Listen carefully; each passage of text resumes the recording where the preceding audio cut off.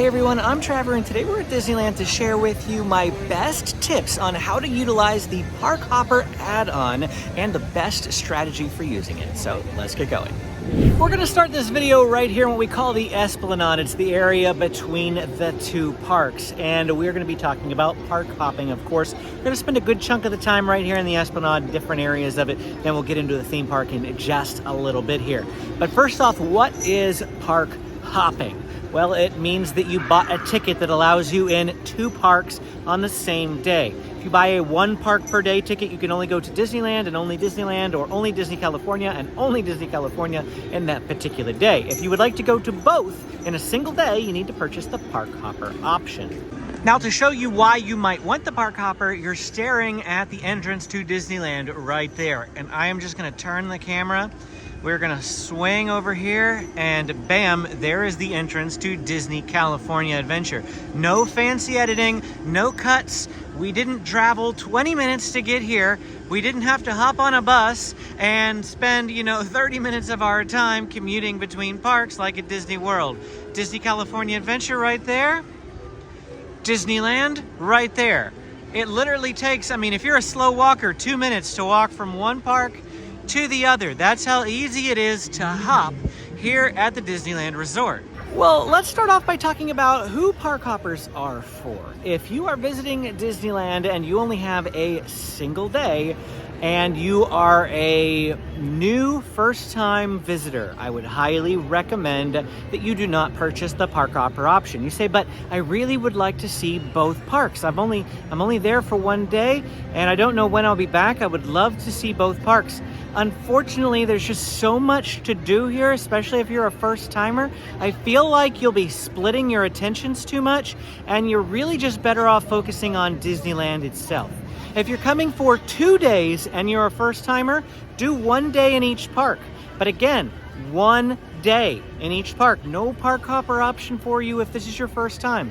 Now, if you're a repeat visitor, you come once a year or more, or you've been here a lot, then you could consider the Park Hopper option because you already really know where you want to go, what you want to do, what you want to get. You're experienced enough to know how to split your time between the two parks with the Park Hopper option. Now, once you get to 3, 4, and 5 day trips, 5 days is the max that you can come and stay here at Disneyland without restarting your ticket. You can't stay longer, but they only sell 5-day tickets. If you want to stay 6 days, you have to buy a 5-day ticket and a 1-day ticket. And of course, that means it's going to be a bit more expensive that way. Whereas at Disney World, you could buy a 10-day ticket. That's like their max. Unless you're coming from like the UK, they have access to a 14-day ticket. But here at Disneyland, 5 days is your max. If you're staying 3, 4, or 5 days, Park Hoppers really are for you, because we're going to talk about pricing in just a second. And the more days that you're here, the more flexibility that you have to go back and forth between the parks, visit what you want when you want. Now, there are people who would say you don't need the Park Hopper if you are here that many days. Save the money, spend 3 days, not 4, spend 3 days at Disneyland. Hey, some people will say to spend 4 days at Disneyland. Some people would, but 3 days at Disneyland, 2 days at Disney California Adventure would be my recommendation if you're going to forego the Park Hopper due to cost. However, I really like the Park Hopper for 3+ day visits, just for the flexibility, because I feel like by the time you reach day 3, you're going to want to be able to just ping pong around. So behind me are the ticket booths, and let's talk about pricing. Yes, the ticket booths are still open. You can't buy tickets here really because, well, there's probably not reservations for today. Maybe there are, but this is more like a customer service spot, and you can also make upgrades here. You can purchase Magic Keys when they're available here. You can purchase Park Hopper upgrades here, which we're going to talk about in just a second. But the Park Hopper, if you were coming for just 1 day, it is $65. 2 days, $65. 3 days, $70. 4 days is $70, and 5 days is $75. Now, that's not per day. That's total for your whole trip. So if you're coming for 1 day, you're spending $65. If you're coming for 5 days, you're spending $75. And again, that's for all 5 days. So for $10 extra, you're getting 4 more days of park hopping. It really is beneficial, especially for you 5-day people. Buy the Park Hopper if you can afford the $75 a person. Totally worth it, in my opinion. Now, say you only want to park hop one of your 5 days, right? Can you buy just Park Hopper for Wednesday in, a Monday to Thursday trip? No, I'm sorry, you can't do that. Park hopping applies to your whole trip or not at all. That's just the way that it works. If you really want it for just one day, you can wait to the final day of your reservation and purchase it on, say, that Friday of your 5 days. However, there's some caveats. It's still going to cost you $65. There's no it's not going to say, well, my trip was $75, so that means it's $15 a day, and it should be $15 on the final day. No, it's not. That's not the way it works. If you want it for one day, you're going to be paying $65 for that Friday, or $75 for the whole 5 days. So again, might as well purchase the whole 5 days. So how does it work? How does park hopping work? Well, what happens is when you make your reservation for the day, because there's still reservations, even if you're a one-day ticket holder, you still have to make a reservation for your stay. You're going to pick a park, be it Disney California Adventure or Disneyland. You are going to pick one as your starting park. And whichever you pick, you cannot go to the other one until after 11 a.m. Park hopping begins at 11 a.m. Now, it used to be that park hopping was at 1 p.m. Actually, even before that, it used to be that park hopping didn't have a time limit on it. But since COVID, they added the 1 p.m. time frame, and then after a few years, they lowered that down to 11 a.m. So say you start at Disney California Adventure for the day. You would have to, if you want to show up at Rope Drop, which is 8 a.m. when the park opens, you would have to go to your starting park. And you would spend the first 3 hours there at Disney California Adventure. And at 11 a.m., you could choose to then hop over to Disneyland. You just leave the park, come over here, scan in. If it's 10:59, they will not let you in. It has to be after 11 a.m. The system will not allow you to scan in until after 11 a.m. Now, what happens if you just arrive here at Disneyland for the very first time and it is 1 o'clock in the afternoon? You're coming in from the gates over there. Maybe you got a hotel, came in, and now it's maybe even 3 in the afternoon because your plane landed, you had to get settled and all that sort of thing. If your Disney California Adventure is your starting park and it's 3 p.m., you can go straight to Disneyland. You don't have to check in at Disney California Adventure first because it's past 11 a.m. So it doesn't matter where you go after 11 a.m. It's just that before 11 a.m., you have to be over here at your starting park at Disney California Adventure if that is the park that you reserved for the day. You do not need to make a second reservation for the other park, and this applies to Magic Key holders as well. If you are thinking about becoming a Magic Key holder, the next time annual passes go on sale, we don't know when that's going to be, by the way. We figured if it was going to go on sale, it would have been already, but it hasn't yet. There currently is a hold on Magic Key sales. When those become available again, Magic Keys have park hopping built in. You don't have to purchase a park hopper option. If you have a Magic Key, you have a park hopper. You make a reservation for your starting park, and you don't need a second reservation for the other park. Doesn't matter who you are, one-day ticket holder or Magic Key holder, you don't need to make a second reservation. That's just how that works. Now, what if a park hits capacity? Yeah, you used to have to worry about that sort of thing. Since reservations, I don't recall one time that either park has hit capacity. What does that mean? Well, it used to be that before reservations, there would be a certain guest amount that once they reached that guest amount in the park, they would actually close the gates and they would not allow any more people to come in because the park was at capacity. And you would have to wait for enough people to leave for them to let more people into the park. Again, since the reservation system, I haven't really ever seen that happen since COVID. And so I wouldn't be too worried about that happening these days. How often and how many times can you hop in a day? Is there a limit? Nope. There is not. You can come and go as much as you please. There's no hand stamp. There's nothing like that for re-entry. You have in and out privileges.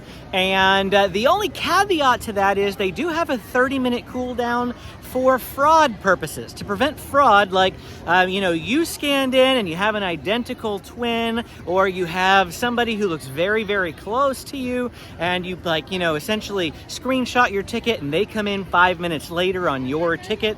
They have a way to prevent that. It's a 30-minute cooldown. And it's essentially that if you want to get in again, say you went into Disney California Adventure, you stepped in and you said, oh man, I left my jacket over at Disneyland. And so you leave Disney California Adventure, go over to Disneyland to go to the locker, to get your jacket out of the locker at Disneyland, you're gonna try to scan into Disneyland, and it's only gonna be 5 minutes since you scanned into DCA, and it's gonna flag you in the system. The regular cast member who works at the counter isn't gonna be able to help you. They'll have to get a manager to prove you are who you say you are to let you in during that cool down period. So remember that 30-minute 30-minute cool down period between entering parks when you are park hopping. Just keep that in mind. Okay, so we're gonna go in a park now, and we're just gonna start walking, and we're gonna start talking hopping strategies here in a moment. But before we do that, I did want to briefly mention lightning lanes. Now, the question often comes up, can I book a lightning lane for the other park while, say, I'm in Disneyland here, and it is 10 a.m., can I book a lightning lane for over in Disney California Adventure? Absolutely, yes, you can. In the Disneyland app, you'll just have to change the park in the lightning lane section. You'll have to change the park from Disneyland to Disney California Adventure, and your reservation, your arrival window will have to be after 11 a.m., after hopping time, but you absolutely can make reservations for the other park. Now let's talk about lightning lanes for a bit as we walk down the Main Street.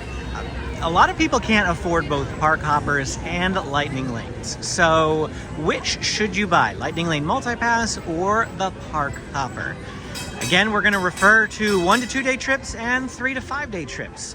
If you are coming for just 1 to 2 days, I think that Lightning Lane Multi-Pass is your better option. At $30 per person per day, it's actually cheaper and more affordable than the Park Hopper, and will allow you to get a lot of rides done in a single day, maximizing those 1 or 2 days that you have. If you are coming for 3 to 5 days, you may not need Lightning Lane Multi-Pass because you have plenty of opportunities to ride the rides around the park without it.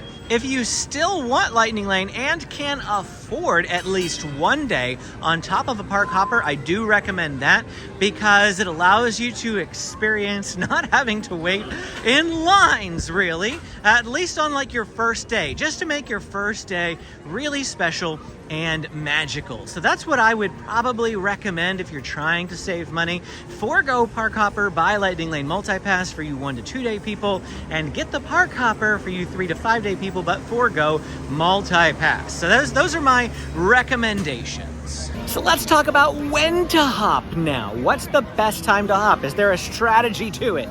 I usually say hop when you feel like it. That's just the first reason that you could hop. You feel like that you've been in this park enough. Let's go to the other one. I usually sometimes will hop like right around 11 a.m. to 12 p.m. Because there's something in the other park that I want to do, which is the second reason to hop. Say there's a ride over there that you would rather do, or there was a food item that you would rather get. If you don't want to eat over here at Disneyland, you can go over to Disney California Adventure and get some food. And another strategy is to just hop whenever it's too busy in the park that you are in. Usually this is a Disneyland problem. If you start at Disneyland, you may choose you want to hop over to Disney California Adventure when this one starts to feel a little too claustrophobic. You're starting to feel like there's such a crowd that it's a tight hustle and bustle, and you just want to get away from that. Disney California Adventure tends to have bigger and wider walkways, and it is the less popular of the two parks. Therefore, I feel like in general it kind of has fewer people in it, which let's talk about that for a moment. One way that you can utilize the Park Hopper feature to your advantage is on after hours event nights like today. It's an Oogie Boogie Bash night. So Disney California Adventure is closing at 6 p.m. to regular guests, and anybody who has just one park per day is going to be staying here at Disneyland because they don't want to lose those evening hours. And so that's going to make Disneyland more crowded, DCA less crowded. So what you can do with a Park Hopper is start at Disney California Adventure. It will be glorious for you until 3 p.m. in the afternoon when the mix-in happens. That's all those people on special ticket event only people. They can come in at 3 p.m. and at that point it starts to get really crowded. Then you can hop over here to Disneyland and fill out the rest of the evening. So that is a wonderful strategy that you could take advantage of if you do have a Park Hopper. If you are enjoying this video and finding it helpful, please hit the like and subscribe button. It really does help out the channel. And if you want to save money on your next Disneyland vacation, call my friends at Getaway today and tell them that SoCal Disney Dad sent you. Or click the link down in the description and use my coupon code to save on their already discounted packages. As far as actual ride strategies go for how to organize and plan your day with a park hopper, standard rope drop strategies are going to apply. And if you want to see my rope drop strategies, I will put a link to those at the end of this video. And here at Disneyland, I recommend going to Space Mountain first. As you can see, it is quite a bit crowded over here in Tomorrowland already. It's about 1 o'clock in the afternoon. Whew, wow, is it crowded over here already? People everywhere in the walkways and the rides. Crazy busy here today at Disneyland. Definitely would be going to DCA if I were here today. But rope drop strategies, as I was saying, Space Mountain is where I usually recommend going first if you are over here at Disneyland. If you can't go to Space Mountain because it's closed, or you're already to Space Mountain on another day, Indiana Jones is a good close second for where to go for rope drop. Highly recommend both of those rides. Disney California Adventure, Toy Story Midway Mania, I like to go there, but it's not always open first thing in the morning. And Credit Coaster is a good second anyway, even if you can't get on Toy Story Midway Mania. And then we like to hang out in Pixar Pier because it's so relaxed and so chill over there. Definitely a slower pace. Everybody who has done that based on my recommendation has told me they loved it because of, they felt like they owned that whole side of the park. There's hardly anyone over there. It's great. I mean, it's an awesome feeling to be at a park and just have free reign of everything. It really is. And so Disney California Adventure, follow those rope drop strategies that are in the playlist at the end of this video. You can check those out. Standard rope drop strategies apply when you have the park hopper. What about hopping time? Well, like I said, you need to just sort of hop when it's busy. Go to the less busy park, if you will. But one of the ways that you're going to figure that out is by looking at the Disneyland app and checking wait times, because you need to chase the low wait times. Now, I don't have any midday strategy videos yet. You guys have been requesting one. We will do one here soon. But midday strategies are kind of fluid. It's going to depend on the day. It's going to depend on the season and all of that sort of thing, because you can't really guess what the rides are going to be like in the middle of the afternoon. Like, I could predictably tell you that Space Mountain is going to be less than 15 minutes of rope drop, even if you're at the back of the line. I can predictably tell you that Indiana Jones is pretty much going to be a walk-on first thing in the morning, that it won't be later on. I can predict these things because I know how they work first thing when you open. But the middle of the afternoon is so fluid that I can't give you a straight-up strategy. We'll come and do it anyway. We'll make a video so you can see how we handle coming in the mid-afternoon. But what you need to do is check the Disneyland app and look at wait times. Here at Disneyland, there's nothing under 30 minutes except for Winnie the Pooh and Mad Tea Party, and I'm not riding the Tea Party right now. I'm not. And my personal philosophy is not to ride things that are over 35 minutes. So there's plenty of 30-minute rides that I could go do right now and be absolutely satisfied with. But I looked over at Disney California Adventure, and a lot of things are 15 minutes. Surprisingly, Guardians of the Galaxy, 15 minutes. Soarin', 15 minutes. There's tons of rides over there, big rides too, mind you, that are only 15-minute waits. Now, that's because today's an Oogie Boogie Bash Day. We just talked about that. It's going to be less crowded over there. It's going to be more crowded over here. It's just the way that it is. So you need to take a look at the Disneyland app. You need to figure these things out and then go where the lowest waits are. That's the benefit of the park hopper, the fluidity, the flexibility to go back and forth between the two parks that are the least crowded. If you would like to read some first-hand experiences from people who have used the park hopper to help yourself determine whether or not you want to purchase it or not, check out my Facebook group. I recently asked them whether or not they were Team Park Hopper or not. I will put a link to that post in the description of this video. You can come join our Facebook group and read everyone's first-hand experiences with the park hopper to determine whether or not it is worth it for your family or not. And that's it for our time here today explaining the park hopper option for you at Disneyland. If you have questions that I did not answer, go ahead and drop them in the comments below. I'm always happy to answer them. Hit that like and subscribe button on your way out. Click this playlist to see all of those rope drop strategies we mentioned. Thanks for watching, and we will see you again next time.